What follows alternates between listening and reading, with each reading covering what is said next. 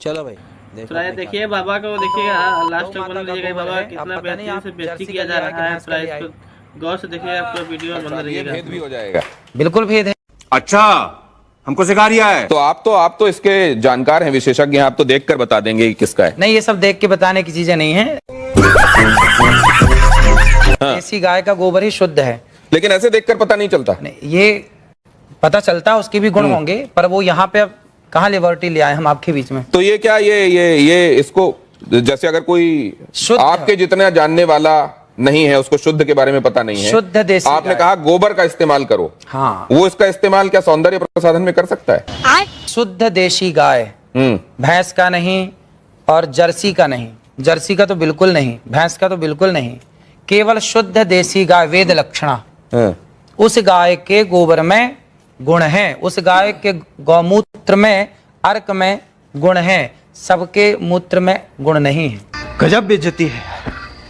नहीं तो अगर इस तरीके से गोबर आपको कहीं मिले तो उसको सौंदर्य प्रसाधन के तौर पर इस्तेमाल नहीं करना चाहिए। ये गोबर खेतों में डाल के खाद बनाने के काम का है, लेकिन जो देसी गाय का गोबर है वह आपके लिए अमृत का। आपने क्या कहा था गोबर के संदर्भ में?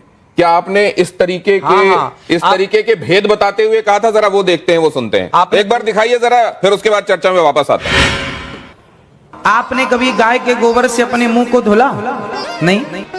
केमिकल युक्त फेस वॉश आप यूज करते हैं, लेकिन शुद्ध गाय का गोबर, इस गोबर से नहाने से चमड़ी का कोई भी रोग हो, मैं गारंटी लेता हूं, चमड़ी संबंधी कोई भी रोग हो, आप गऊ के शुद्ध देसी गाय के दो गोबर से स्नान करेंगे तो आपका चमड़ी का रोग समाप्त हो जाएगा। इतनी ताकत गोबर में है।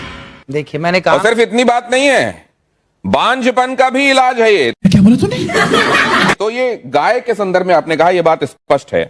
अब जरा प्रियंका गुप्ता जी ये बताएंगे आपकी कितने बार आपने गोबर से फेशियल किया है, गाय के गोबर से लोगों का? हाँ सर, मैंने तो आज तक, जो मेरी इंडस्ट्री है, इसमें मुझे कहीं पे भी पढ़ाया और सिखाया नहीं गया कि गोबर से आप फेशियल कर सकते हो या गोबर से अपनी स्किन को चमका सकते हो। और जैसे कि बाबा जी बता रहे हैं, और अगर ऐसा है तो इसके ऊपर रिसर्च जरूर करना चाहिए। ये अश्विनी जी, आपका कोई इसमें आप एनलाइटन करेंगे क्या? इस तरीके की कोई बात आपके संज्ञान में कभी आई? हाँ, नहीं, as a this thing psychologist मैं बोलूंगा, अगर इन्होंने कहा है तो इनके पास कोई प्रूफ होगा। हाँ, और वो प्रूफ आप सामने लाइए, क्योंकि क्या होता है कि बहुत से लोग जो भी बात करते हैं प्रूफ नहीं। तो अगर आपके पास प्रूफ है, लाइए, लोगों को प्रूफ करके दिखाइए। हमारे शास्त्रों में इसका खूब प्रूफ है। नहीं जी, एक मिनट, मैं शास्त्रों की बात यहां नहीं कर रहा, मैं आज के संदर्भ में बात कर रहा हूं। क्या आपने ऐसा कोशिश करी और आपको रिजल्ट मिला? और मिला तो उसको शख्स को वापस हम लोगों का एक त्योहार आता है जी, श्रावणी। सुना है आपने? बिल्कुल सुना है। श्रावणी कब आती है? आप बताइए ना, मैं आप सुन रहा हूं आपकी बात सारी। श्रावणी में हमारे यहाँ सारा समाज, ब्राह्मण समाज को ये निर्देश शास्त्रों में लिखा, श्रावणी जब होती है तो हमारे यहाँ गोबर से स्नान करने की परंपरा है। अभी श्रावणी में जो आई, उस श्रावणी में हमने खुद, हमारे हजारों ब्राह्मण सबने एक साथ। अनिरुद्धाचार्य जी, एक सेकंड, उनकी एक सेकंड। आप जो कह रहे हैं ना, गोबर का स्नान, कई बार वो किमाच नहीं होती थी जो लोगों के शरीर में लग जाती थी, उसमें नहीं, मैं क्या कह रहा हूँ, कई बार विधान है, हो सकता है श्रावणी में भी नहाते, लेकिन इसका सौंदर्य प्रसाधन के तौर पर इस्तेमाल हो सकता है। कोई एम्पेरिकल इसके लिए एविडेंसेस हैं क्या? हाँ, पढ़िए आप शास्त्रों नहीं, को। अगर अब ये कह रहे हैं शास्त्रों को नहीं, मैं शास्त्रों को आप मानेंगे नहीं। शास्त्र की बात ही कर रहे हैं आज। अरे शास्त्र नए होते नहीं, सब पुराने हैं। देखिए, ऐसा मैं शास्त्र की बात इसलिए नहीं कर रहा, नए थोड़ी होते, कोई हमने थोड़ी लिख दिया। ड्यू रिस्पेक्ट, शास्त्र में तो बहुत कुछ लिखा है, परंतु आज के संदर्भ में, आज एक मॉडर्न जमाने में, अरे क्या ये चीज होती है? चलिए, इससे आगे निकलते हैं। इसका तो ये तो ठीक है कि आप चेहरे पे कुछ और लगा लेंगे, लेकिन जिनको बच्चे ही नहीं हो रहे हैं, वो क्यों आईवीएफ क्लिनिक की तरफ जा रहे हैं? जरा ये देखिए क्या कहा अनिरुद्धाचार्य जी ने, जरा देखिए वो, और उसके बाद इस चर्चा पर लौटते हैं। जिसको संतान नहीं होती वो गाय को गेहूं खवाए, और गेहूं जब उसके गोबर से वापस आए तो उसको धुल करके, उसे सुखा करके, उसको पीस करके, उस आटे की रोटी बनाकर भगवान को भोग लगाकर, वो रोटी खाने से संतान प्राप्ति होती है। अनिरुद्धाचार्य जी, आप, मैं इस पे बोलूं? आपने ये किस पे एक्सपेरिमेंट किया? खुद पे, दूसरों पे देखा है? आप सही पकड़े हैं। सुनेंगे आप? हाँ। ऐसा है कि देखिए, आप सैकड़ों डॉक्टरों को दिखाइए, यदि सैकड़ों डॉक्टरों को दिखाने के बाद आपको संतान नहीं हो रही है तो आप तो डॉक्टरों से हार गए, डॉक्टर ने मना कर दिया नहीं हो पाएगा। जब सबसे आप हार गए तो एक एक्सपेरिमेंट कर लेने में क्या बुराई है? बात तो सही है। आपने रघुवंशम महाकाव्य पढ़ा होगा, महर्षि कालिदास जी ने उसको लिखा है। भगवान राम के जो पूर्वज थे उनका नाम था दिलीप, उनके भी कोई संतान नहीं हो रही थी। तब राजा दिलीप ने गौ माता की सेवा की और गौ माता की सेवा से दिलीप के संतान हुई जिनका नाम रघु पड़ा, रघुवंश उनके नाम से आगे चला। यदि राम का वंश गौ माता की सेवा से आगे चला तो हमारा और आपका वंश भी गौ माता की सेवा से चलेगा। तो तब जब नहीं एक सेकंड, जब दशरथ जी को आज भी है, जब दशरथ जी को यही समस्या सामने आई तो उनको तो यज्ञ कराना, पुत्र काम यज्ञ कराना पड़ा। तो वो इस विधा से क्यों नहीं हो गया? फिर क्या बोला तूने? इस विधा से हुआ। आप समझो, दशरथ जी ने यज्ञ कराया तो यज्ञ में क्या लगता है? यज्ञ किससे संपन्न होता है? भैंस के घी से आहुतियां नहीं होती है ना, बकरी के घी से आहुतियां नहीं होती। जब तक वेद लक्षणा गाय का उसमें घी प्रयोग ना होगा तब तक आपका कोई यज्ञ संपन्न ही नहीं होगा। बिना गाय के ना कोई यज्ञ संपन्न हो सकता है, ना कोई पूजा संपन्न हो सकती है। समझ रहे हो? समझ रहे हो आप? समझ रहे हो?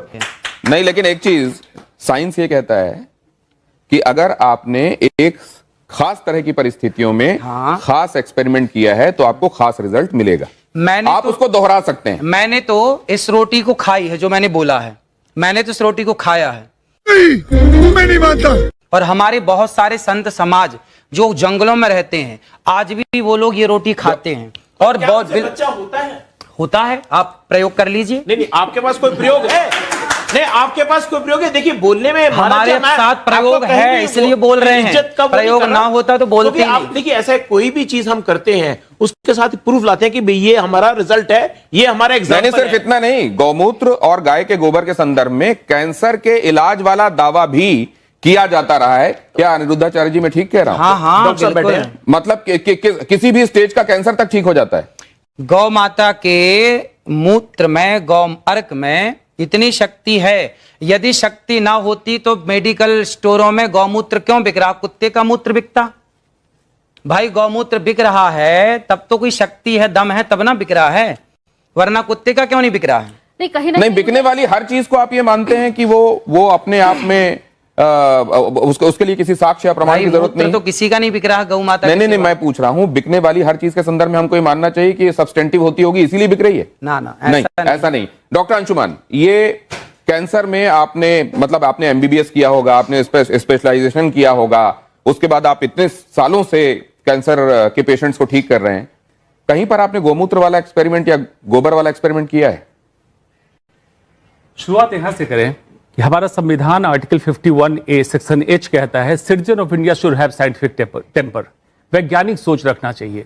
गैर वैज्ञानिक सोच रखना और उसको प्रत्यक्ष प्रमाण बोलना असंवैधानिक बात है और कानून के खिलाफ है, पहली बात।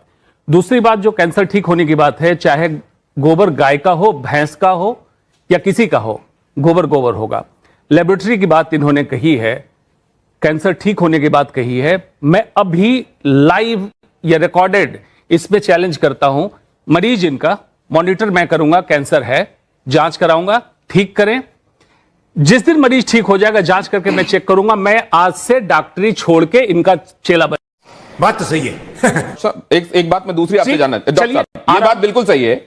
अगर आप जाएंगे, संविधान खोलेंगे, देखेंगे प्रीएम्बल के बाद आपको जो ड्यूटीज और आपके जो राइट्स हैं जहां पढ़ाए जाते हैं, वहीं पर आपकी ड्यूटीज में यह है कि आप हिंदुस्तान में साइंटिफिक टेम्परामेंट को, हम सबकी जिम्मेदारी है कि आप साइंटिफिक टेम्परामेंट को बढ़ावा देंगे, वैज्ञानिक सोच को बढ़ावा देंगे। ये बात बिल्कुल सच है। लेकिन डॉक्टर साहब, क्या आप ये बात मानते हैं कि विज्ञान का भी अभी बहुत सारी उन जगहों पर पहुंचना बाकी है जहां शायद हमारे शास्त्र पहले पहुंच चुके हैं? ये बात आप मानते हैं कि नहीं? बिल्कुल। आप एलोपैथिक दवाइयां खाते हैं कि नहीं खाते हैं? हमें जरूरत नहीं दवाइयों की। नहीं, आपके आसपास वाले किसी को कभी बीमार हुआ तो आप क्या कहते हैं कि किसको दिखाओ जाकर? हम तो यही कहते हैं, डॉक्टर को दिखा लो।